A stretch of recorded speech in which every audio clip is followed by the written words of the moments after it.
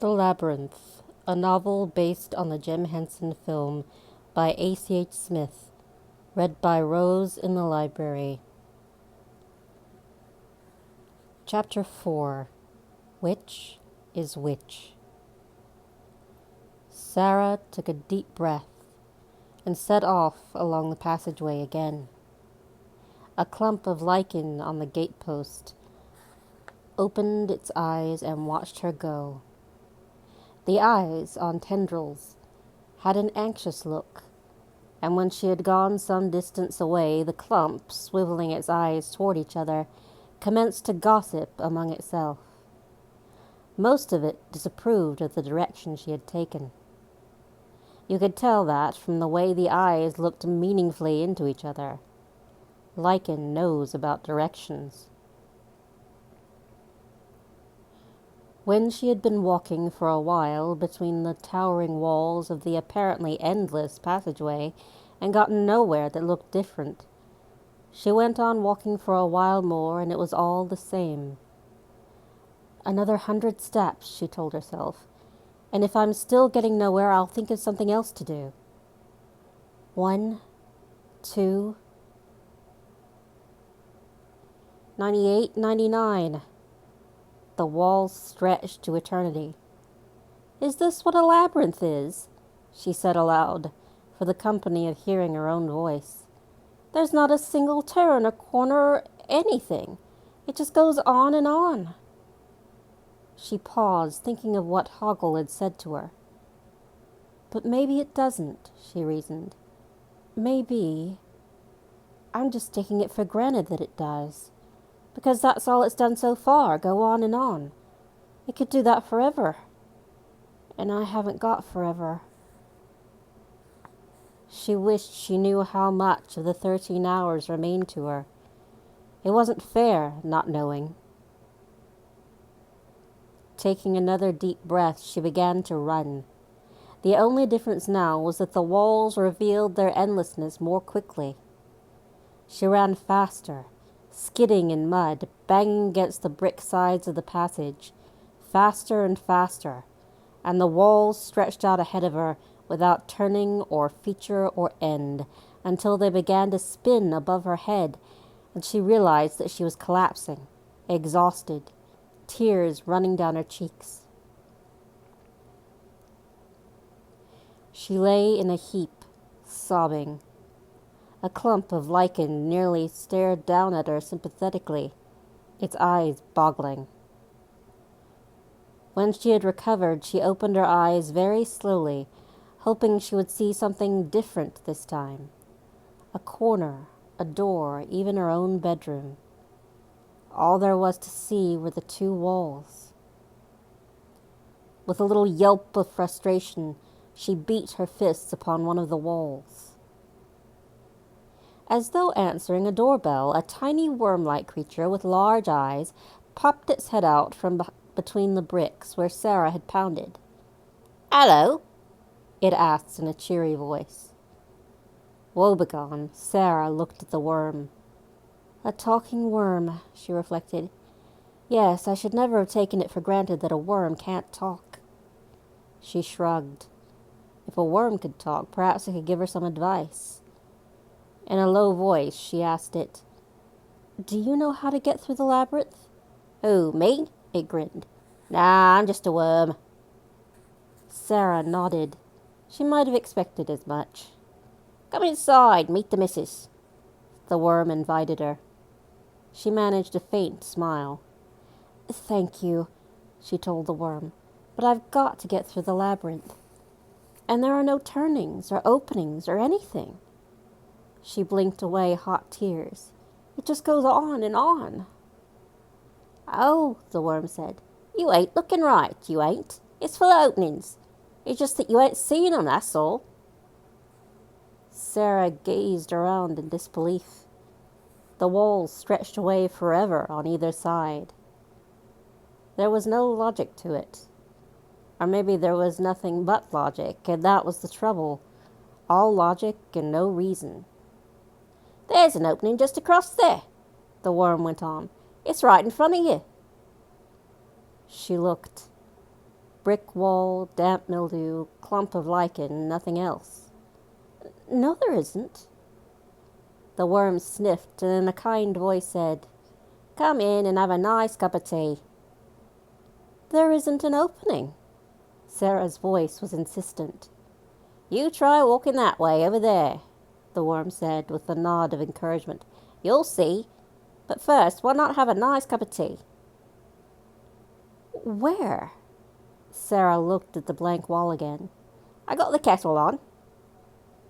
The worm's hospitality was wasted on her. That's just wall, she muttered. There's no way through. Oh, the worm observed. This place, oh dear. Things aren't always what they seem, you know. Not here. Not here, no. So don't you take anything for granted. Sarah gave the worm a sharp glance. How was it that she had the same script as Hoggle? And in her mind she heard Hoggle's voice again. Me? I wouldn't go either way. Neither way, right in front of you. What else was there to do? She would try it. Very tentatively, flinching in anticipation, she walked into the wall and through it into another passageway. Sarah was delighted. This passageway, too, stretched out infinitely to either side, but at least it was a different one. She turned back gratefully. Thank you, she said to the worm. That was extremely helpful. She had begun to walk along the new passageway when she heard a little shout from behind her. And don't go that way, the worm was calling. He looked up at the lichen, whose eyes were worried as they watched Sarah. The worm gave the lichen a cheerful grin, but the lichen just went on boggling anxiously after the girl. She halted and then came back, panting. What did you say? What I said, the worm told her, was don't go that way. Oh, Sarah nodded. Thanks. She set off in the other direction. The lichen watched her go again and sighed with relief. Whew! The worm rolled its eyes. That was close. If she'd gone the other way, she'd have walked straight into that dreadful castle.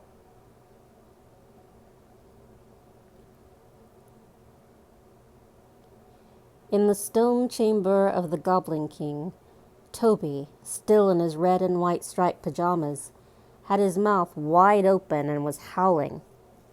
His little fists were clenched tight, his face was scarlet, his eyes were shut, and he was putting out a din that would have made Sarah groan aloud.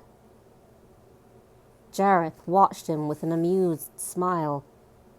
In that place no one else took much notice of Toby.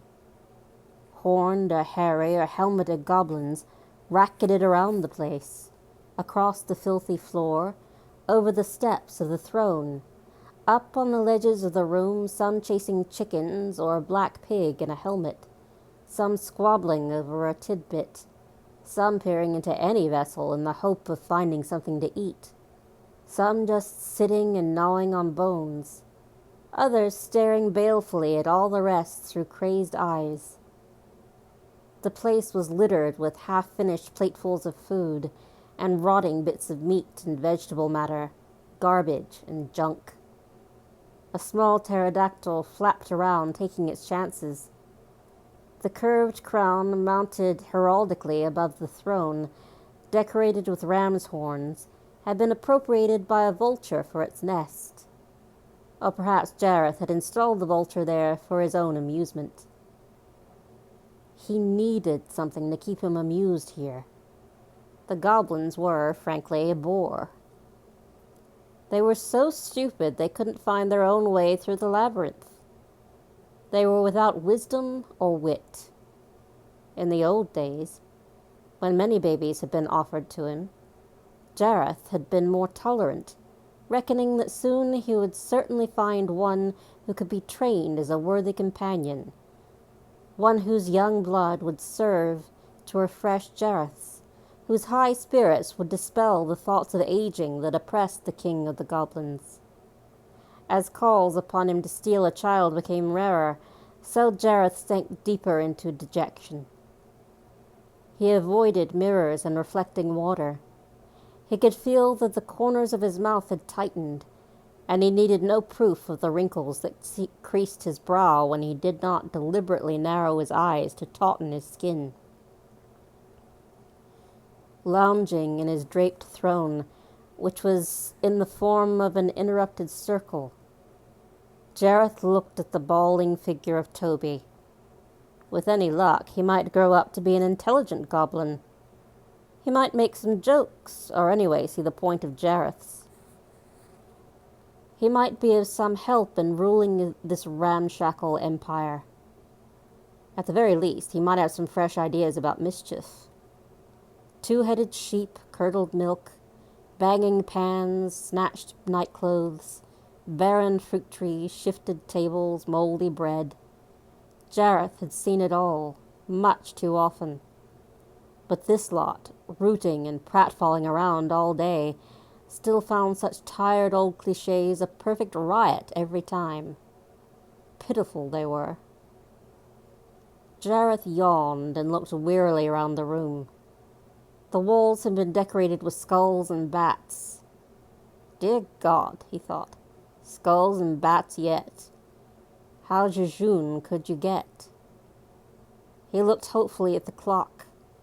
3:30, the sword-shaped hands indicated. Another 9.5 hours to wait until the goblin striker struck the 13. He would have to do something to pass the time. He stood up from the throne, stretched his arms, and paced restlessly. Another goblin came dashing past. Jareth reached down and picked him up by the scruff of the neck.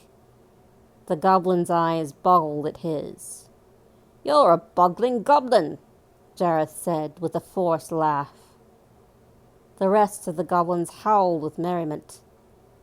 Jareth had been their king for as long as they could remember, which was about 4 seconds at best, and they hoped he would be king forevermore. Jareth winced with the pain of it all.